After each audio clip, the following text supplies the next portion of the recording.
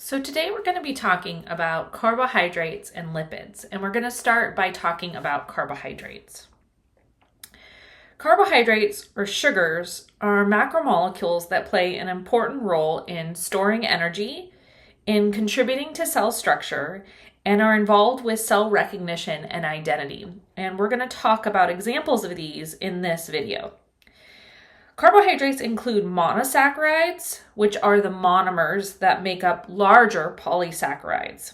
And so monosaccharide, mono, means one sugar.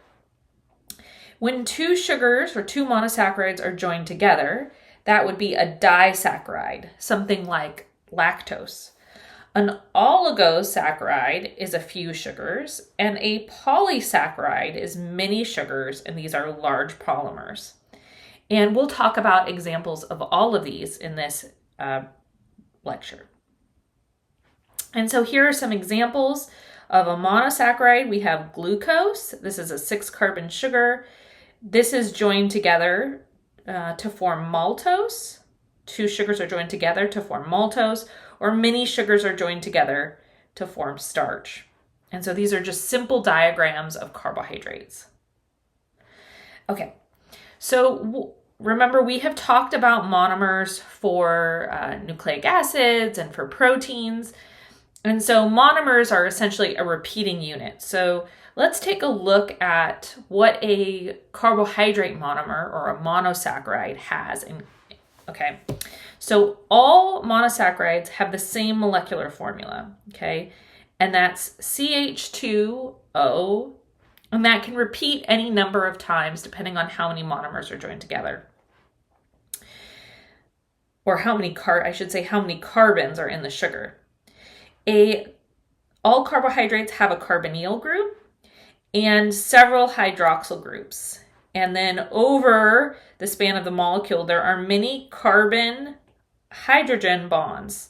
And this is where that potential energy, that energy storage comes from. And because of all these oxygens, so we have an oxygen in the carbonyl group and several hydroxyl groups, overall, carbohydrates are polar, and that means that they're hydrophilic. So water is going to be attracted to carbohydrates, and it will dissolve. Carbohydrates will be soluble in water. So let's take a look at a really simple sugar. It's going to be a 3-carbon sugar called aldose, and let's identify these 4 things in the structure of aldose. So aldose is 3 carbons, so let's start with our 3 carbons. So there's carbon 1, carbon 2, and carbon 3, and I'm just going to number these 1, 2, and 3, okay? And aldose has a carbonyl on its first carbon, so we'll go ahead and draw that carbonyl right there.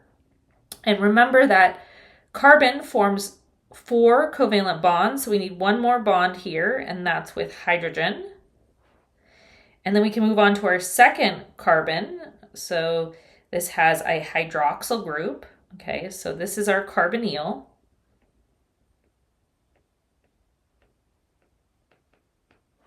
And this is our hydroxyl.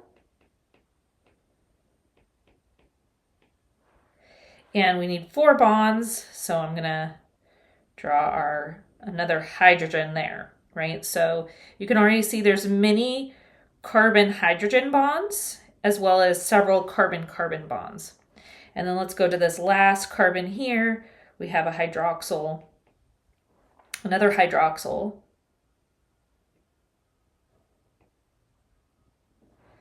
And then 2 more hydrogens. Okay, so if we count it up, let me go back one. So if we count up our carbons, we have 3 carbons.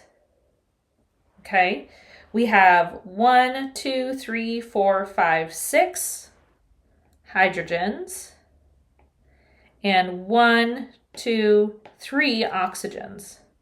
So you can see that we have our molecular formula, we have our carbonyl group, we have several hydroxyl groups, and many carbon-hydrogen bonds. So this is what makes up a carbohydrate. Now, carbohydrates can differ from one another, and I'm just going to talk about 4 ways that they can differ as you move from between different monosaccharides. So carbohydrates can differ in the position of their carbonyl group. So here's aldose, this is the one we just looked at, and here is ketose. And you can see that instead of the aldose, or instead of the carbonyl being at position 1, in ketose, the carbonyl is in the middle of the molecule at carbon 2. And so this can differ between different monosaccharides. They can also differ in the number of carbons. So here again is that really simple sugar that we looked at, the aldose with 3 carbons. And then this is glucose.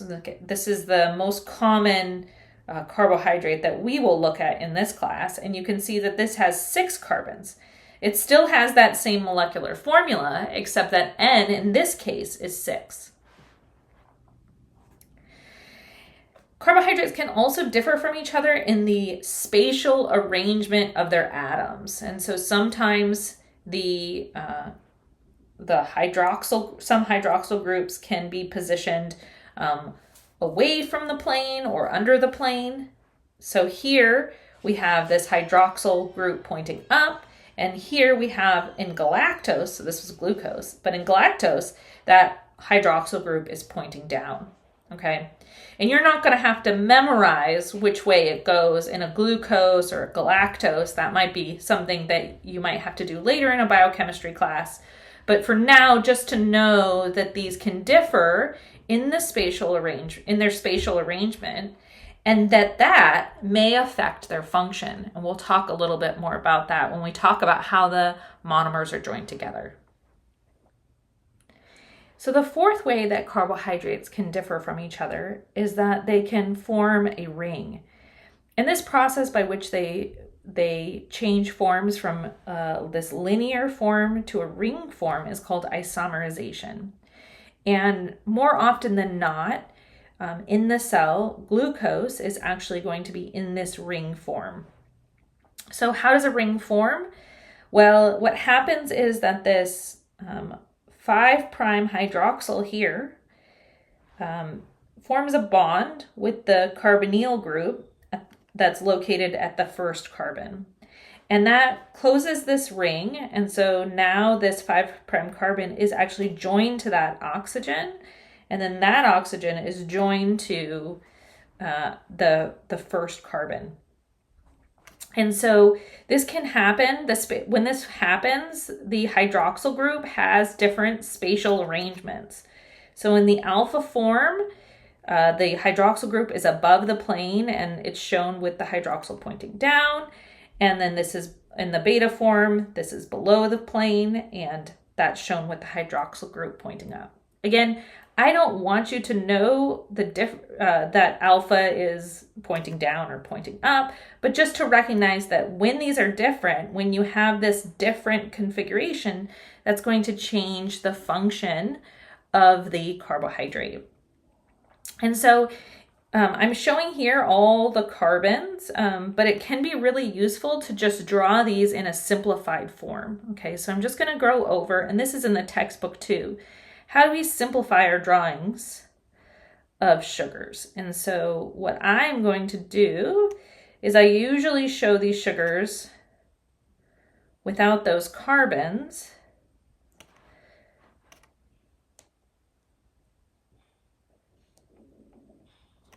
So that there, right, we're just showing that this is pointing down, is going to be my alpha glucose. And everywhere that's a bend, there's going to be a carbon, okay? And I'm not showing some of the hydroxyl groups. Again, this is just an oversimplified cartoon, but when you're taking notes, it can be really useful to be able to quickly draw your different sugars. And then the beta glucose would look like this.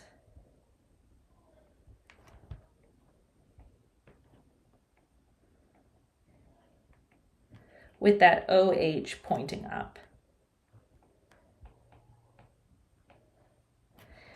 And these are just really simplified drawings to indicate kind of the key features about the key features for biology about these different forms of glucose. So what I want to do next is show how two monomers or two monosaccharides are combined together. And so just like in all of our other macromolecule examples, this is going to two monomers are going to come together in a condensation reaction. So water is going to come out, and those monomers are going to be joined together in a condensation reaction. So one of the oxygens is going to remain. And in carbohydrates, the name of this bond is called a glycosidic linkage. Oops.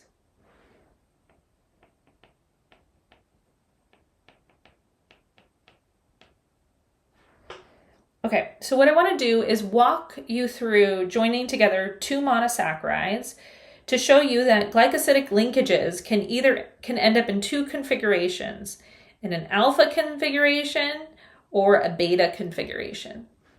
So the first two monomers we're going to join together is we're going to join together two molecules of alpha glucose, and this produces the disaccharide called maltose. So I'm going to be using those simple diagrams that I used in the last slide. So here's our alpha glucose with our hydroxyl group pointing down. And I'm also going to show the hydroxyl group at the 4' carbon because that's going to be important for this reaction. So let me just draw another molecule of alpha glucose. So these two hydroxyls will come together, water will come out, and then these will be joined now by a glycosidic linkage.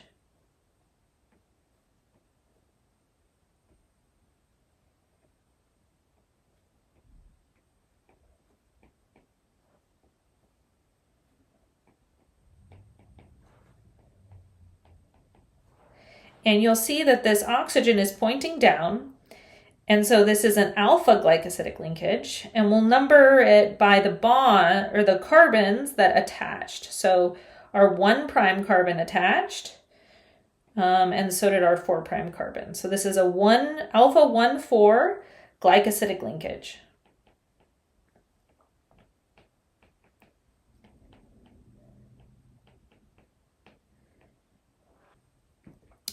Okay, so the next one I'll talk about is we're going to combine beta galactose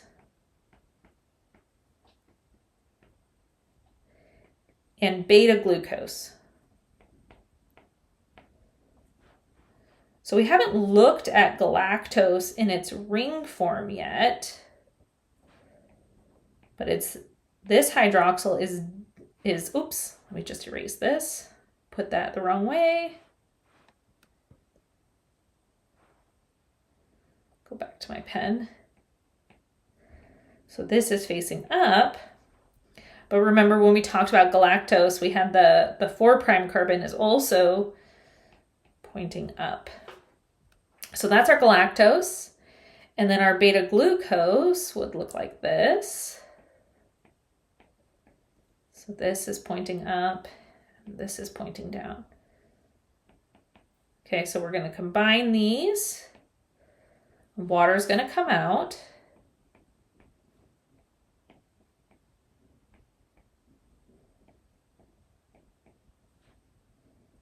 And this bond is going to actually point up.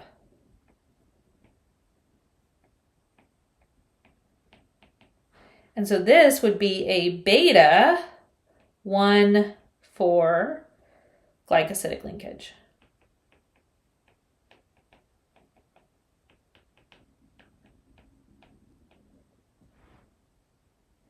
So this matters because this affects how enzymes are able to recognize these sites. So let's take lactase. This is lactase. Let's take this as, or lactose, sorry. Lactose as an example, okay? So typically lactose is present in milk, and many people possess an enzyme called lactase. And lactase specifically recognizes this beta 1,4 glycosidic linkage, and it's able to break this bond right here and catalyze a hydrolysis reaction, releasing these two monomers of galactose and glucose. But a lot of people, it's quite common, are actually missing this lactase enzyme. And so they're unable to break this bond here. And so this lactose builds up in the intestine, and this can cause digestive problems. Okay, so here's how your book shows those same images. Here we have the glycosidic linkage with the bond facing down, the alpha glycosidic linkage, and here we have our beta with the bond facing up. And I know I walked through joining those in detail because I think it really highlights the different geometries of the bonds. So the takeaway is that the bonds have different geometries, and because this structure differs, so does the function. So the next thing we're going to do is dive into the polysaccharides. And for each polysaccharide, I want you to keep track of the following things: its name, the monomer that's combined, what kinds of linkages are present, and the function that it provides to a cell or to an organism. And we're going to start with the polysaccharides that are important for energy storage. And the thing that those polysaccharides have in common is that alpha glucose is the monomer, and they're joined by alpha 1,4 glycosidic linkages. So the first one we'll talk about is starch. And starch is used for energy storage in plant cells, such as potatoes, right? Those are really starchy foods. They give us a lot of energy. And starch in plants comes in two forms. The first form is amylose. And amylose is just repeating. I'm actually going to change my color here. Let me go back. I guess I won't change my color because my thing won't come down. Oh, there we go.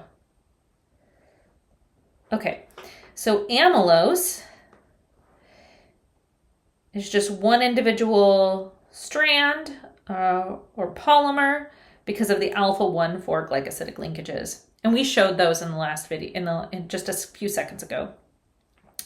Amylopectin also has some alpha 1,6 glycosidic linkages. So here's carbon 6, and you can see that it's being joined to a glucose at the 1' carbon through a glycosidic linkage. And so there's some branching that occurs in the amylopectin, and there's a branch forming. Glycogen is another energy storage polysaccharide, and it's used for energy storage in animal cells such as liver or muscles. So when you're thinking about glycogen, think about muscles. And glycogen has alpha 1,6 and alpha 1,4 glycosidic linkages. So it has the alpha 1,4 and lots of branching because of the alpha 1,6. So it's more branched than the plant polysaccharides. And these polysaccharides are really good for energy storage. Why is that? So the first reason is due to the number of carbon-hydrogen bonds. And so here we have carbon shown in black and hydrogen shown in white. And this is the linear form of glucose. And in cellular metabolism, glucose combined with oxygen is converted into CO2 and water. And as we talked about when we talked about energy, this carbon is oxidized, right? And this oxygen is reduced. And this glucose has high potential energy because these electrons are shared evenly between carbon and hydrogen and carbon and carbon. And so this has high potential energy, this has low potential energy, this is a favorable reaction, and energy is never created or destroyed, it's merely transformed, and we transform it into ATP. Okay, so because of the carbon-carbon-carbon-hydrogen bonds in glucose, these molecules can be used for energy storage. In addition, we can break apart these bonds and release the glucose. And so starch and glycogen are easily hydrolyzed or broken apart because of those alpha glycosidic linkages. And we have the enzyme needed to break down starch. That enzyme is called amylase, and it's present in our saliva. And we also have the enzyme needed to break down glycogen, and that glycogen is called phosphorylase. And many animal cells contain phosphorylase so that they can really easily store glycogen when they don't need the sugar. And then when they need the sugar, the organism can get cues to then release the glucose from the glycogen and then use that to make ATP. So those are our energy carbohydrates. We're next going to move on to our structural carbohydrates. And those are cellulose, chitin, and peptidoglycan.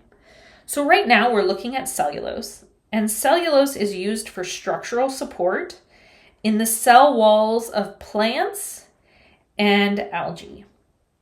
So cellulose is made up of beta glucose. That's the monomer, beta glucose. And it's forms a polymer by forming beta-1,4 glycosidic linkages. And so here's that polymer right here, and here's that polymer right here. Now the thing about structural carbohydrates is that they're also joined by additional interactions between the strands, between the different carbohydrate strands, allowing for very sturdy fibers to form. And here, the interaction between these strands is actually hydrogen bonds. So there's lots of hydrogen bonds, and these are relatively weak interactions, but over the span of the molecules, these very big molecules with thousands of repeating monomers, this is actually quite strong and provides a lot of strength to the cell wall in plants. Chitin is used for the cell walls of fungi as well as external skeletons of insects and crustaceans. So when you're thinking about chitin, you can be thinking about crab or lobster, whatever your favorite crustacean is. And chitin is made up of repeating monomers of beta-NAG. So there's beta-NAG, and it has this group here at the end, which makes it differ from the other sugars that we've talked about. And each of these NAG monomers is joined by a beta-1,4 glycosidic linkage. And so that creates the polysaccharide. And then these polysaccharides, again, are joined together with hydrogen bonds to the adjacent strands that form. And so this creates a relatively sturdy structure that provides support that contributes to that exoskeleton or the cell wall of fungi. The final groups that we'll talk about is peptidoglycan, and this is used for structural support in bacterial cell walls. So now these are bacteria, and we have NAG being one of the monomers with this group here, but the other monomer, monosaccharide, is called beta-NAM. And so here it has a different functional group. But the thing that's special about NAM is it also, off of this carbon, has 4 amino acids that are joined together in a peptide bond with the same chains of the amino acids on an adjacent strand. And so that's shown right here. And so those amino acids will join together and form a peptide bond. Remember that peptide bonds are covalent bonds. So these cell walls are very strong because they're joined in a covalent interaction between those NAM monomers. And so we have the beta-1,4 glycosidic linkages forming the strands, and then they're cross-linked by peptide bonds. So what you might find interesting is that peptidoglycan also is what determines gram staining. So if you've ever heard a little bit about microbiology, you might have heard bacteria being referred to as either gram-positive or gram-negative. And gram-positive bacteria have a really thick peptidoglycan layer relative to gram-negative. And this means that when they're stained in a process called gram staining. And gram staining involves treating the bacteria with a purple dye called crystal violet. And because of this thick layer of peptidoglycan, the purple dye is retained. And so these stain a really dark purple. These are the gram positives, and the gram negatives would be pink because that purple dye gets washed away. And so that peptidoglycan, again, is responsible for what we know about, or for how we refer to bacteria by either gram positive or gram negative.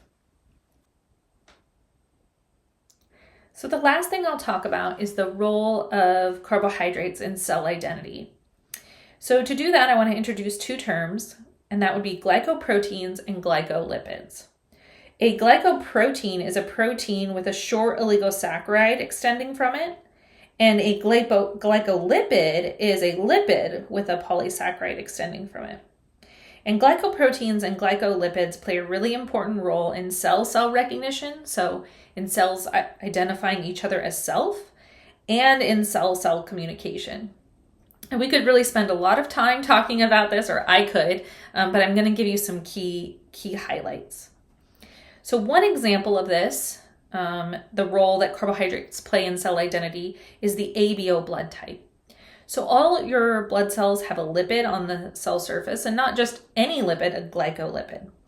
And that glycolipid has the following sugars in it. It has these gal, glycnac, gal, and fructose.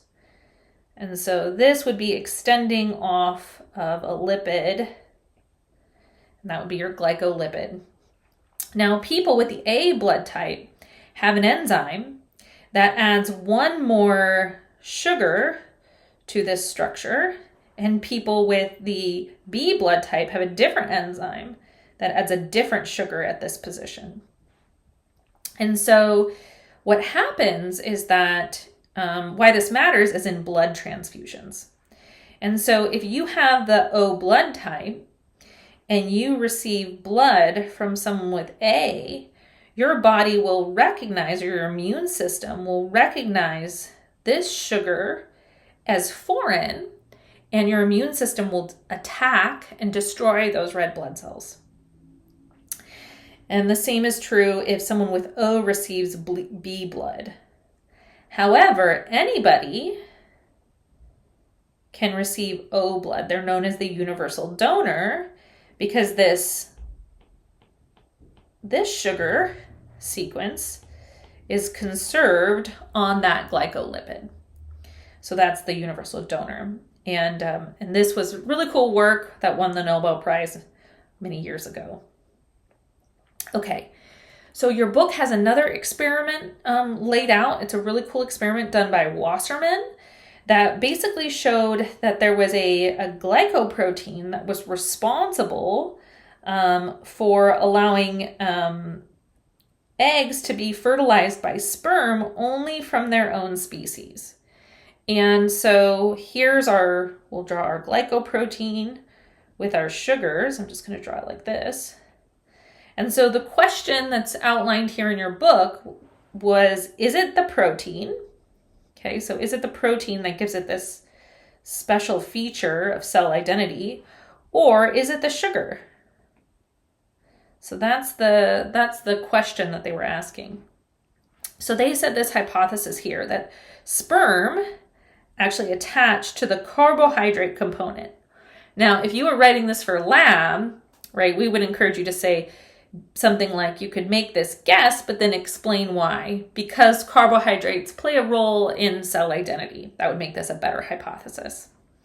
And so what they did was, to test this, is they isolated that glycoprotein from the surface of mouse eggs, and they broke this apart here, and they separated the protein part from the carbohydrate part.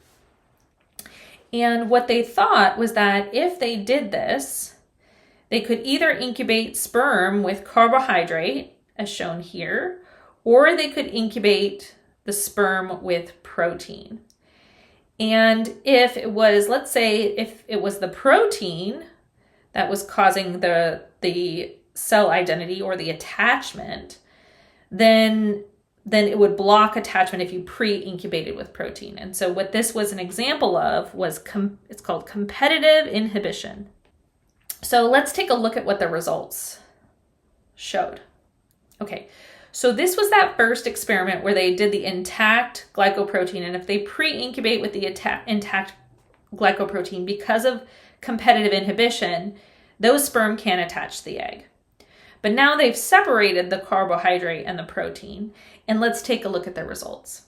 The carbohydrate was able to block the attachment of sperm and egg, whereas pre-incubation with protein did not. Pure protein blocked just a few sperm from attaching. So their conclusion from this was that sperm actually recognize and bind to carbohydrates on the egg surface glycoproteins when they attach to eggs, and this allows only the same species sperm to fertilize eggs. So to summarize what I've said so far, carbohydrates are made up of monosaccharides, monomers, and when they form polysaccharides or disaccharides, they can help, those can be building blocks. They can aid in support, especially of cell walls. They can contribute to cell identity, and they can provide a great source of energy. So that's it for carbohydrates, and next we're on to lipids.